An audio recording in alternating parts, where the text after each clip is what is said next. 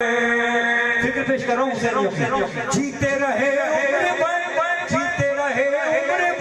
सिर्फ इसी आस पे रोज़ा शबीर पे रोज़ा अब्बास पे बातें करें हाल करें शुक्र का एक सजदा करें जाके तारे शाह पे एक बार शाद रहे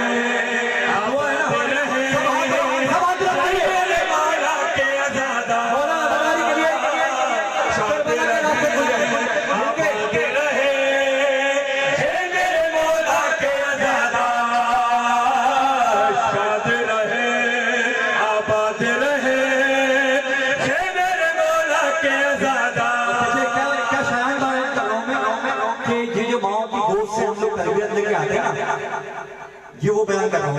तिफलो जवा पीर सब हल्का मातम में है और जो कह दिया वो साबित ही करके दिखाऊंगा।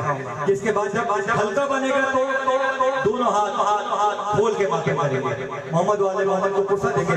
पेश करो तिफलो जवा पीर सब हल्का मातम में है सारे बली अंबिया सिर्फ इसी रंग में है सारे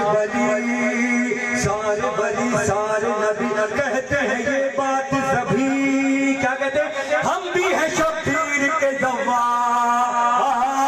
शाद रहे आबाद रहे मौला के आजाद शाद रहे आबाद रहे ये मेरे मौला के आजाद। दिखाना उसको है जो देख रहे हैं, ठीक है ना। चलिए सब मिलके नारा लगाते हैं और फिर जवाब ये नारे तक